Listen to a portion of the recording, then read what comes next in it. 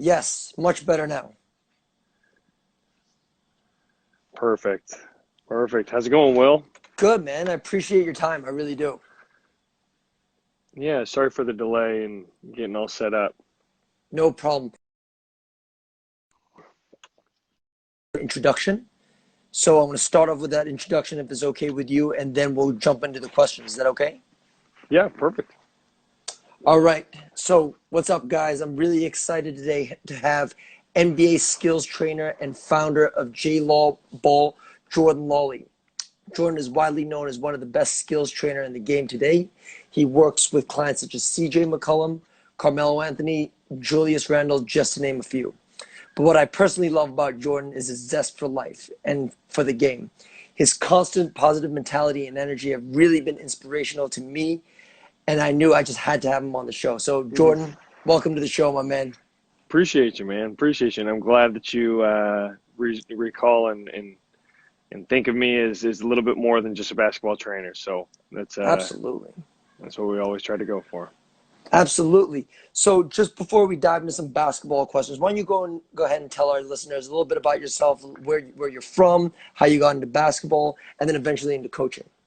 Yeah, so I started playing basketball at kind of like a late age, considering today's like society's norm of like starting when they're first trainers at 5 years old. Right. So I started playing competitive when I was in high school, freshman year. I played for the Oakland Soldiers up in Northern California, and um, I think my freshman year we had LeBron James on our senior team, on the older team. So we would fly him into tournaments. Like it was a big deal. It was a big like production. Wow. But me being me, like 115 pounds, like soaking wet, like I wasn't too good at basketball. I mean, I wasn't too skilled. So I was better at soccer. So I grew up, when I was in high school, I played soccer, baseball, football, and basketball. So after soccer games, I'd go kick for the football team and I'd play, basketball in the winter and then, spring ball, baseball. So like I wasn't really too devoted to the betterment of, one sport of basketball until I got to like my sophomore year and I realized that I hit like a 4 or 5 inch growth spurt and I realized that I could actually do something with it because I started seeing a little success on the court. So it was there that kind of switched my mindset to being all in on basketball. And even though I played soccer in the fall, like I still wanted to make sure that basketball was at the forefront. So I had my AAU and whatnot. So I ended up getting an opportunity to play at UC San Diego, amongst other schools, Ivy League schools, but I wanted to become an orthodontist. And Very looking cool. back, like how wild that was. But my orthodontist when I was growing up had such an awesome work schedule. He worked like 3 days a week, and I just thought that was amazing. And he looked like he was having fun. So I was like, yeah, I'm going to be an orthodontist. So I'm going to go to UC San Diego. I had already had meetings with the dean of admissions for University of Pacific School of Dentistry, and I just had this mindset where it was like, you know what? We're going all in. I'm using basketball as a vessel for my education, and that's it. Like, didn't think anything of it. Plans changed as soon as I got to my first class of chemistry in college and pieced out of being an orthodontist so fast and realized that maybe, dental was not the route for me. And with that, I had some success in college and ended up being the all-time scoring leader at UC San Diego. And by the time I hit my senior year, I started getting calls from agents and saying like, "Hey, we would love for you, to represent you. We think you have opportunity to play." And here I was thinking like, "There's no way, I'm going to be able to make this a career, or extend a career, especially coming from a Division II school." And sure enough, I was one of the first players out of UC San Diego to play professionally. I got an opportunity to play for the Reno Bighorns, and then only lasted through training camp. But then I ended up playing in New Zealand for the Southland Sharks, and then I played in Mexico after that. So that carried me over to a very fresh start for basketball training because I had a few clients that I trained when I was in high school or trained when I was in college, and it would never thought of it as anything more than just like, okay, it's just a couple of extra bucks, for discretionary spending on the on the weekends. And I started realizing like how much I actually enjoyed teaching the sport and like teaching the individuals and getting those text message of affirmation from the clients saying like, hey, Timmy used, this move or scored this, X amount of points in a game and he looked just like you on the court. And it was like, man, that's, there's a lot of pride in like knowing that you helped somebody and some parents, really, have some respect for themselves. So I loved that fact. And when I got done with my stint in Mexico, I came back and had a few clients, but I still had a 9 to 5 job. And soon, before I knew it, my 9 to 5 turned to 9 to 3. My 9 to 3 turned to 9 to noon. And then my 9 to noon turned into peace out. Here's my 2 weeks notice. Like, I'm going to be doing basketball training now, which was an anomaly, of a situation because there was very few people at the time who were doing it as a career, so needless to say, my parents and my grandparents weren't the happiest because we're a very conservative family. But for the most part, it was that passion that I had for teaching and really developing the clients that were in front of me that enabled me to create a career out of it. And here we are today, 8 years later. We feel very, very privileged and blessed for the opportunity to call basketball training a career. Awesome. So I know a lot of our Sorry, listeners. No, that's great. I'm really long-winded. No, I love it. I know a lot of our basketball players want to dive into a lot of the basketball skills and the basketball question, but I just want to stop here and talk more about your passion for life. Or I've never met you in person, but your passion for life, I can feel it through the phone and through the internet. I'm sure you bring that passion to everything that you do, not just basketball, but being a father and all that kind of good stuff. Where does that passion come from, Jordan? So I grew up, my grandpa was a pastor and faith was really important, being in a Christian household. So the opportunity to kind of see life through a Christian lens and through a faith lens, like gave me so much reason to just be blessed for the things that, I do have. So while a lot of people, especially in today's society, a lot of people can get consumed with like, oh, there's so many bad things that are going on, or, I'm worrying about the things that I don't have, or you get into this comparison mode. Like for me, it was, love others, make sure that you have, a positive outlook on life and you count the blessings every single moment for the things that you do have. Like, I had, I don't know if you know or your followers know, but I had brain surgery last year, and it was, crazy to kind of think like, that something, I've always been healthy my entire life, but here is this brain tumor that we found that, has a potential to, make me paralyzed. So we, I had brain surgery, and I ended up becoming deaf in my right ear. Hence the one AirPod. It's the one AirPod look that I got going on. It isn't for aesthetics. Like it's because this one doesn't work at all. So like, you rely and you put all your weight on something that you kind of take advantage of. And for me, like that is the opportunity. Like that is something that, right after the surgery is like, holy crap. Like I didn't realize how much I took advantage of being able to hear out of both ears. And now like being able to see, figure out where sound is coming from. Like when I'm crossing the street or, when somebody's talking to me in our crowded gym, like it's very difficult because everything just sounds like it's coming from the left side. So like for me, like is being somebody who's constantly sees the glass half full, like there's been certain events like that surgery and others before it that had made me realize that, we should never just rely or take advantage of certain things that we, take for granted, certain things that we just become so accustomed to on a daily, because it's so easy for those things to get stripped from us. And for the most part, like if it becomes very, very hard to focus on the things that you do have and the blessings that you do have when you continue to worry about the things that are outside of your control. And for me, I realized that at a very early age in high school that like the only thing I can do is control the controllable. and to tie that into, the athletic side of it, skills training side of it, like from a trainer's perspective or a player's perspective, you guys can only control the controllable. And social media, it does a disgusting job at making this a comparison game. And I fall prey to it as well. But that comparison, compare and contrasting thing that you get from, watching other colleagues or other players, social media, where it seems very, not very, not like it's doing too much to your psyche, but a lot of that stuff, if you're looking at through the lens of like, oh man, am I doing the right thing, or this person has this or this person has that, like it's taking you outside of your mental game and your mental approach. So it's something that we try to talk and make sure that all of our players understand is, you guys have to go into this with the full lens that you have to control the controllable, only what you can control. Don't worry about what other people are doing in the moment. Like, let's focus on what we have, every second of this training session, or as a trainer, every second that you have with your client, so that way you can maximize your approach.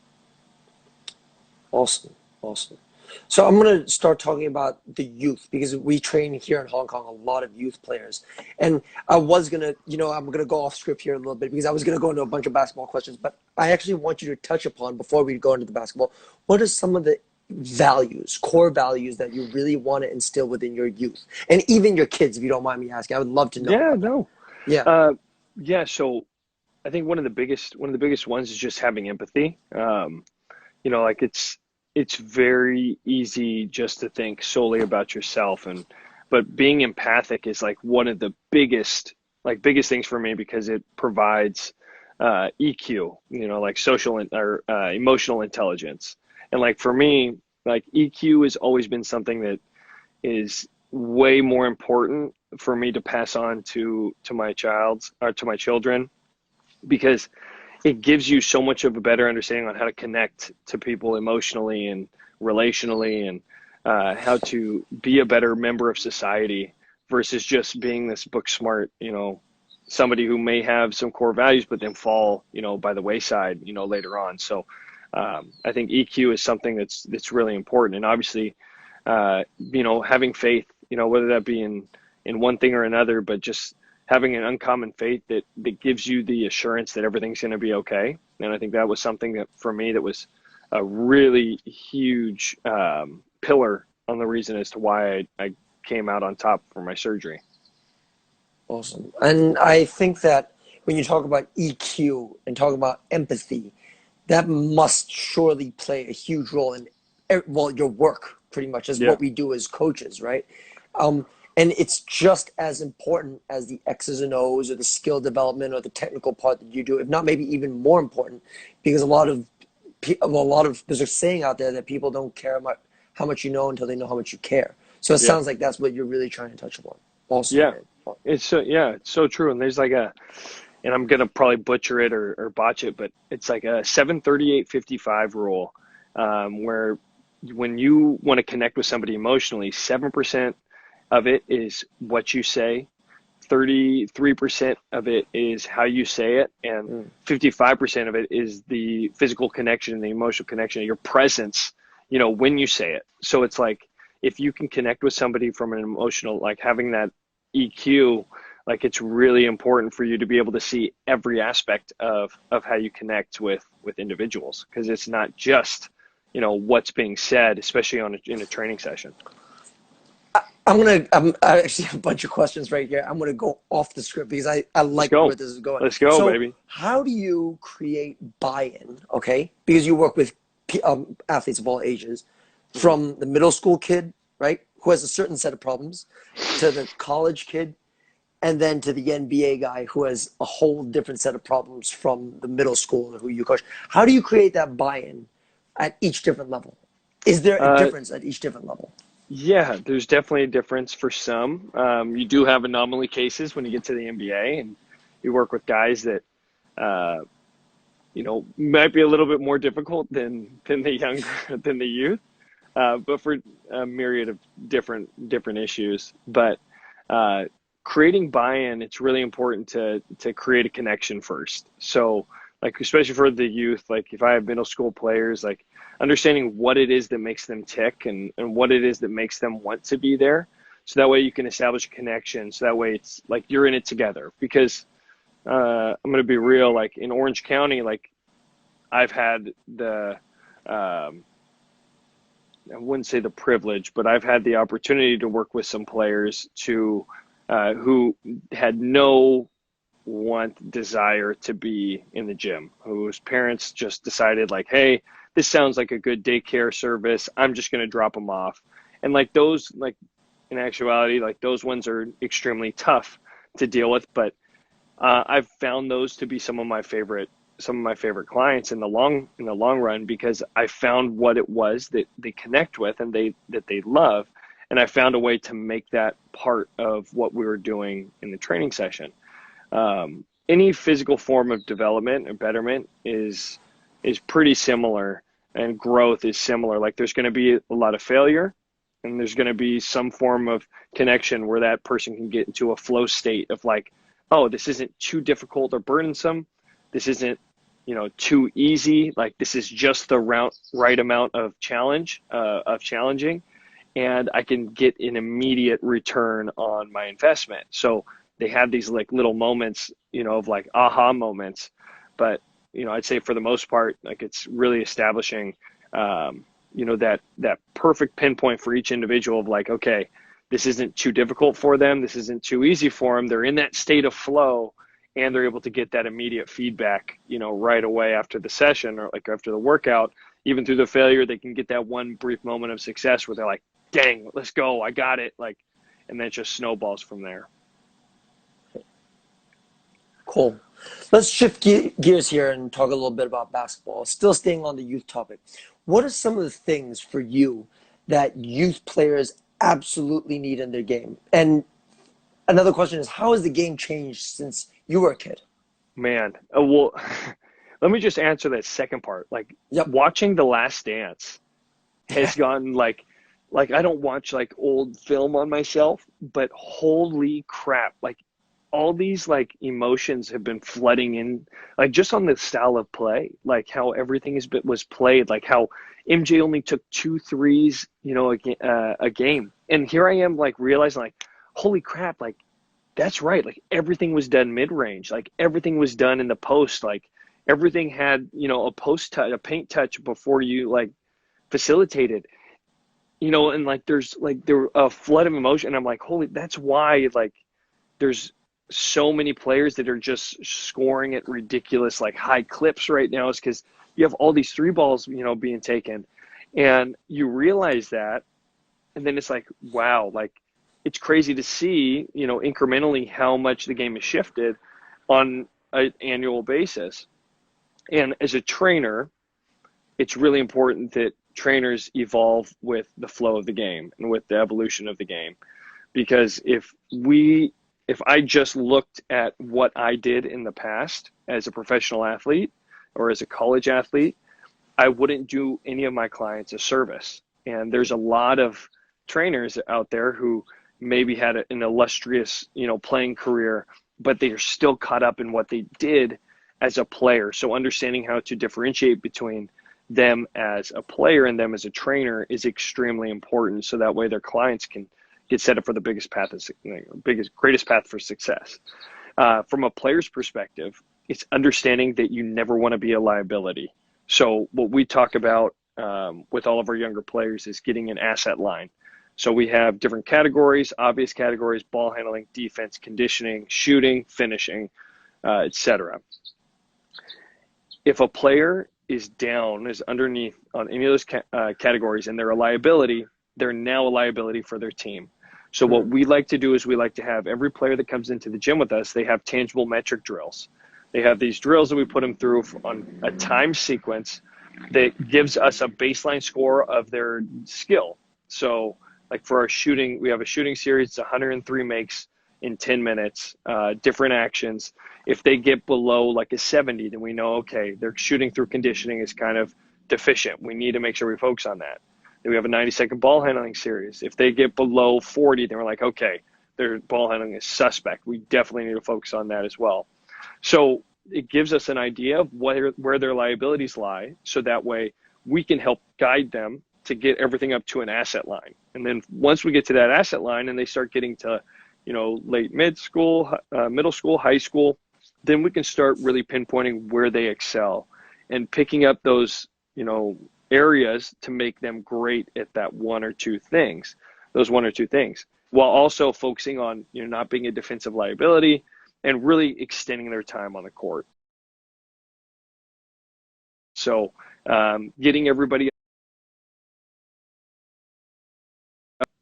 at that asset line and then excelling in those individual characteristics is really important through the youth. Cool.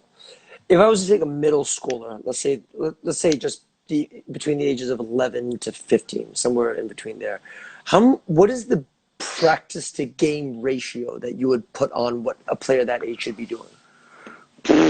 Wow, this one is just the amount of times that I've answered this question is incredible. Just because of how crazy busy the AAU system and circuit is, and it's insane. Like, there was a while where I would just ream the AAU system, and would criticize them because of like how it's a money grab, it's a money grab business where these kids are playing 20 games a month, and maybe it's a little bit of jealousy because I didn't have that like growing up, or didn't have that to that extent.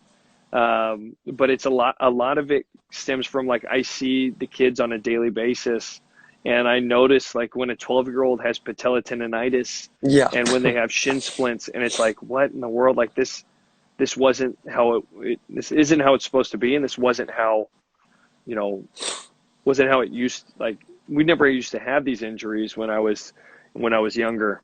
So like I like to tell a lot of our players to make sure they're getting at least a 3-to-1, 3 training sessions to 1 game. And I know it's tough when they play like tournaments, so what we do is like 3 to 1 weekend. So we keep them in the gym, focusing on certain parts. And that's one thing, like the 3 can encompass a strength training, a yoga session, stretching. Like, it doesn't need to be skill, and it shouldn't all be skill. Like, especially at that young age, there's so many areas of their game. Like, if you can teach a 12-year-old how to move correctly, it's going to help the trainer so much more. It's going to help their skill set develop so much more later on. So for me to just be selfish and say like, hey, I want you in the gym 3 times a week just working on skill doesn't do the player a service if their deficiency lies in another arena like strength or mobility. So it's really important. But overall, the well-being or the main focus and drive is the well-being of our clients. So we have to make sure that they're able to fire and function. Now, I believe that you have some experience working in China. Is that right? Yeah. Right, and I know that I've actually, one of my clients actually worked with you a while ago. For and real? so I know Who? Yeah, Isaac Chan. Yes, Isaac.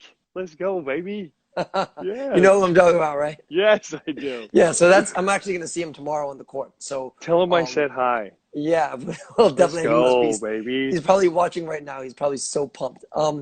So Let's basically, get it. what are certain traits of working with players from Asia that have stood out for you? And this is more of a selfish question for myself because there he is. There's Isaac right there. Sorry. But, what Yes. because it's a selfish question because I mainly work with a lot of local Chinese athletes, and I would love to know your experience with working in China and working with Chinese athletes. Yeah, I love working in China first and foremost. We have, especially in Irvine, like I'm in a very affluent Chinese market and highly dense Asian market. So a majority of my clientele is, from Asia. So I've been doing our China trips for 5 years now, and we have a lot of Chinese teams from the CBA, and a lot of Chinese players come to train with us in Irvine. So we have a huge Chinese population, And I'd say probably one of the most standout characteristics of the Chinese style of play is just the hard work and determination. Because it's like they grew up. Chinese players grow up knowing that that's school. Like that they have to go to basketball school, and they play basketball all freaking day long. So they're very militant with their behaviors and with their demeanors and their skill. So you tell them what to do, and boom, they run it. Run it. Run around a circle. Run you around a circle with that same thing. Now there's certain ways that I think this is why like I love China so much, is because China, Hong Kong. I've been out in Hong Kong as well. They are doing an amazing job of accepting newfound knowledge and direction on what they need to do in order to meet or exceed the playing expectations of Americans and other competition.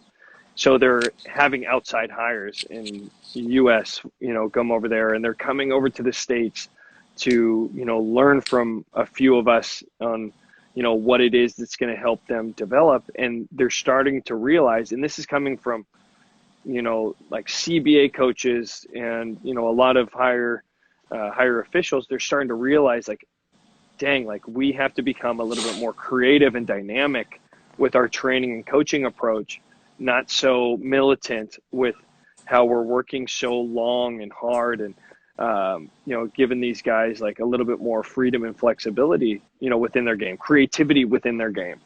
And I think that's one of the biggest things that's missing. Not saying that Chinese players aren't creative, but just from past experiences, if you put somebody through like daily practices when they're in fifth grade, it becomes very hard to break them of that habit when they get into the college or professional realm, especially when they have the same coaches, throughout that whole time. So I've been extremely blessed and privileged to kind of see it firsthand with our clients that I've been working with for a longer period of time, just to see how much they're really breaking out of that shell while still having the same militant demeanor and behavior where, if you say something, they're going to jump through a brick wall for you, and they're going to do it, to perfection. Like, and that's like a very respectful trait that you want in your players. Right, right. So switching gears to talking about workouts and training and skill development, what does a basic general skill development template look like for you? And if I was to say, what are the similarities between, say, something that you would put a high school player through as opposed to something that you put a professional basketball player through? Are there similarities, or are they completely different? No, they're definitely similar. Like I'd say, from a rudimentary player to an NBA player, like concepts are similar. The detailed approach is the main difference.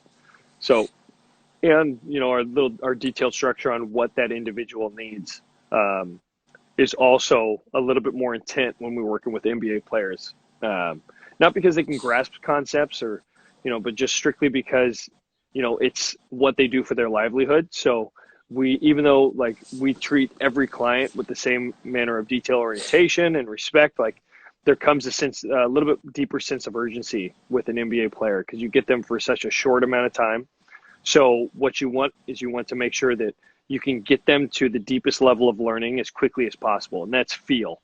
So the moment when a player can feel what they're doing either incorrectly or correctly, that's when they're going to be able to fully develop and learn whatever trait you're trying to teach them. So with our NBA clients, we try to hit that feel point as quickly as possible. With a year, we have a little bit more of an extended time. So creating a foundation is really our main point. So while NBA players, there's a reason why they're in the league, whether it be purely based off their athleticism, which is their athletic foundation, or, they're extremely fundamental and foundational player. Like we know that they already have that foundation established. Main difference point between the two and the focus that we have going into the session. Now for any typical session, whether it's a group session or a private session. I'll just run down a little bit of what that looks like. We start off, we do our dynamic stretching. From there, we do stationary ball handling work. We take that into progressive ball handling work, and then we work on our first, second, and third tier finishing. So we start off doing whatever ball handling series. We incorporate that into a progression going to the basket, finishing at the rim. And then from there, we work on our second tier finishing, which is operating maybe out of a controlled set, like maybe starting at the back end of a step-up screen or sideline pick and roll and working on getting into a mid-range pull-up or a drag or something, a pass and kick or a kick and replace. And then from there, we work on having our first tier finishing, our third tier finishing, where we're getting into our threes, where we're finding into our game shots, and then we plug everything into a game situation where we have them in a read and react set. So whether it's an amateur or it's a professional, they follow that same template, and then we finish off with game shots like threes, just getting that established into our game. And it's wild because like when I first started, like incorporating threes into a workout was always like hey, we'll do that on Thursdays and Fridays or something.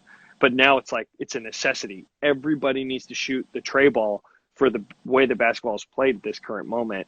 So we have to make sure that we focus on threes every day in order to keep our guys sharp and ready to really excel at the level of play right now. How do you use film analysis or watching film to determine really what a player needs to work on? And then the second question that goes along with film is, if you want to learn something about a particular topic, how do you go about using film to really narrow it down to what you're trying to learn? Yeah.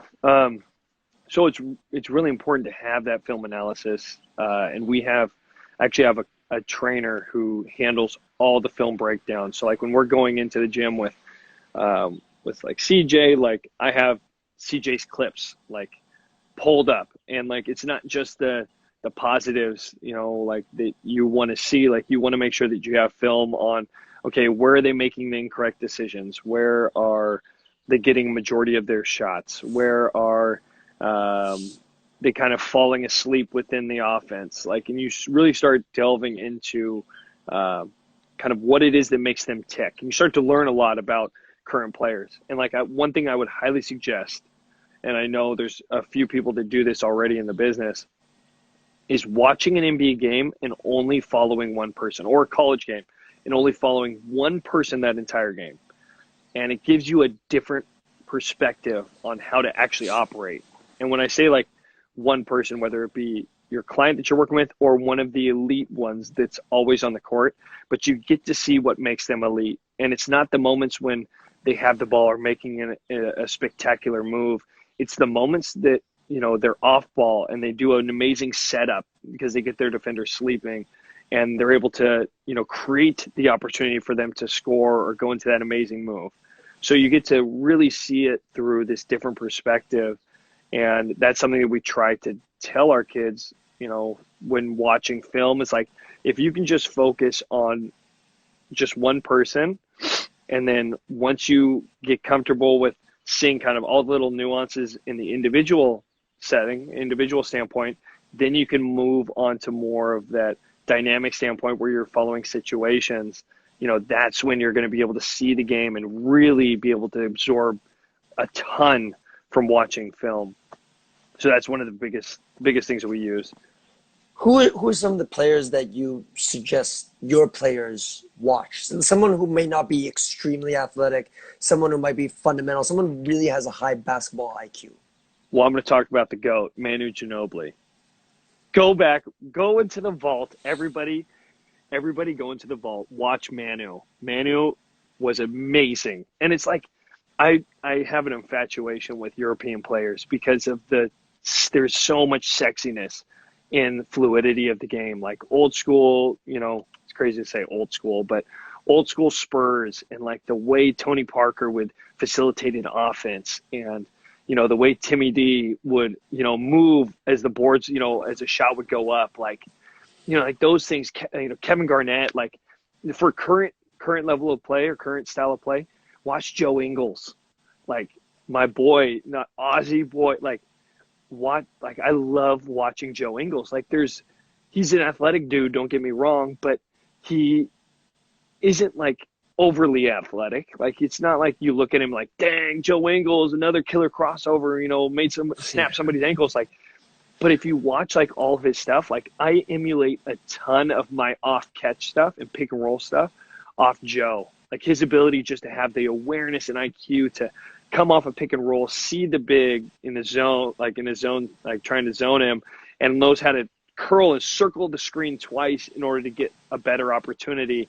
Like he's just, oh, I love it. I love it.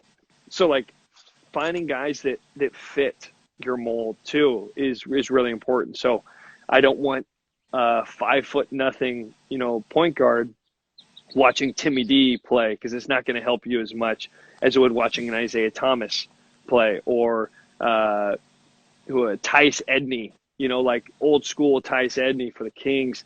Like go back and look at people who you best see yourself as emulating. What does your style of play look like?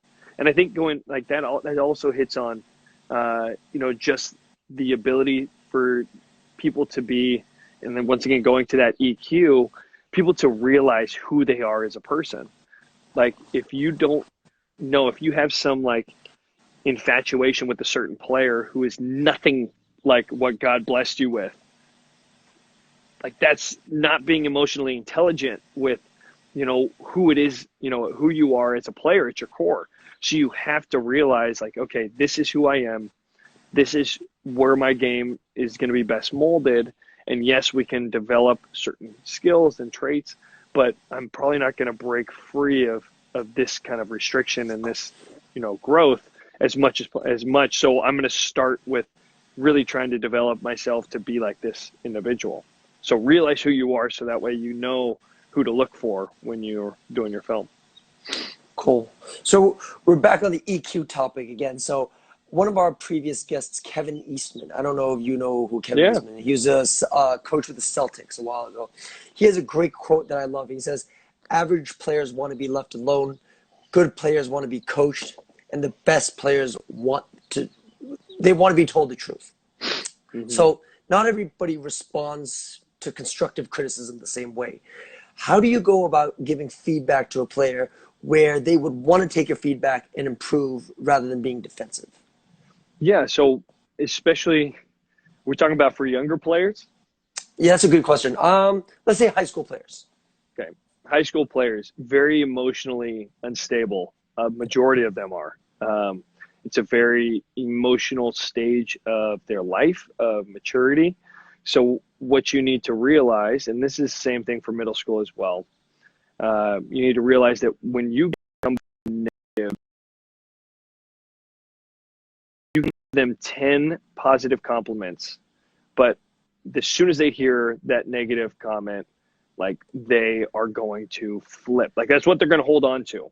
So whether it's, an hour session and you give them all this positivity, and then the second you hit them with that negative comment, like that's where their mind is drawn to. That's where their attention is drawn to. So it's just like saying, "Hey, you look really good." Like I would never tell my wife, "Hey, babe, you look really good," but, because then everything I said before the but, doesn't make any, like it doesn't do any good. Like that was fluff. So like for us as trainers, like I've realized that when I went to establish maybe a critical point or have some form of criticism, I like to use humor as a means of, and this doesn't work for everyone, but for us, we see great success with utilizing humor to really get our kids connected with that criticism. Like for me, that was something that when I was younger, like I wasn't confident in who I was as a player because I was super skinny. I would get dunked on, like there was a lot of things. Like I'm so glad social media wasn't around at times, because, I put myself in these situations to fail. And then I realized that people, were ruthless, when you do fail. But for us as trainers, like we want to give these kids an environment where they can fail forward.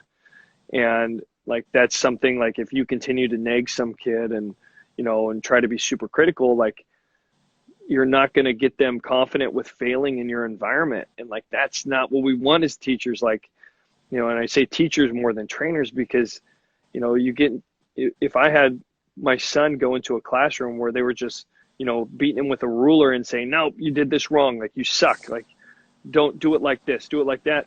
Like, my Parker's not going to want to go to class. Like, it's not going to happen like that. So we have to think of ourselves in the same facet and the same ballpark as teachers in a classroom, and trying to get those kids, encouraged to want to be there and actually fail to succeed. So trying to establish the little piece of humor to, involve, like, hey man, my grandma, like, not saying it this harshly, but as an example, my grandma moves a little bit moves better than you right now. Like, make sure you focus on doing it like this.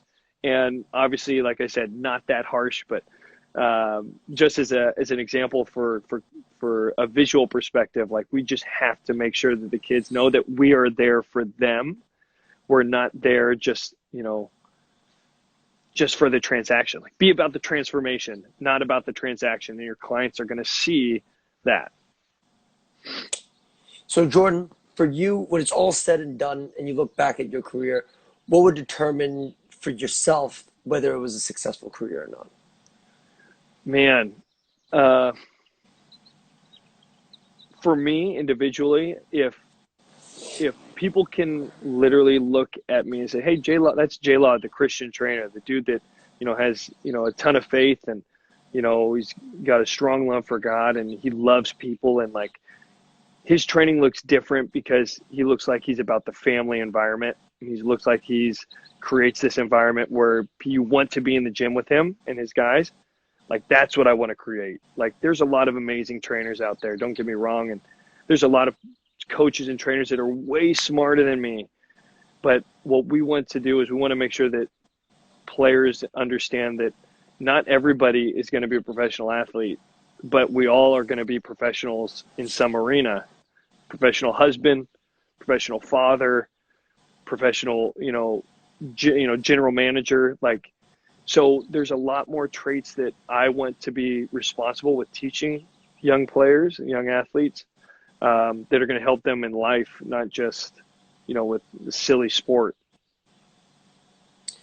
You are, my man, you are so inspirational, and that's why I had to have you on the podcast. It's been awesome. So just before we finish up, why don't you tell our listeners a little bit what's going on with you? Where can people find you?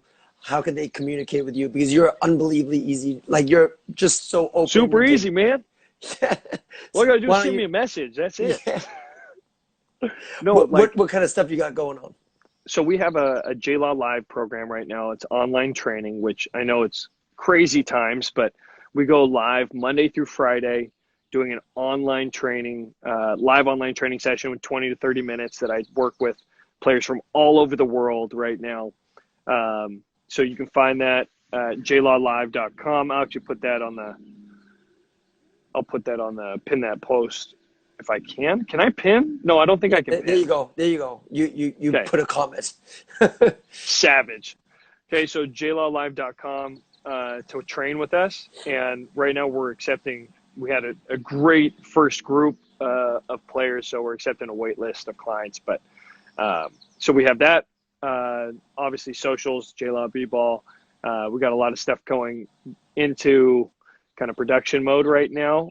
In China, we actually have a program called Driven with myself, Michael Lancaster, DJ Sackman, and Tyler Ralph, where we do trainer certification, where we have a training program, like my actual transformation program. We just started selling it last week, and all that can be found at Driven. If you just type in driven.com, you guys will be able to see a lot of our products and everything that we do over there, and get in touch with us when we do events on the other side of the world. Excellent. Well, I really appreciate all your time. You've been unbelievably generous. And listen, if you're ever in Hong Kong, please hit me up. I'd love to have you over at the facility.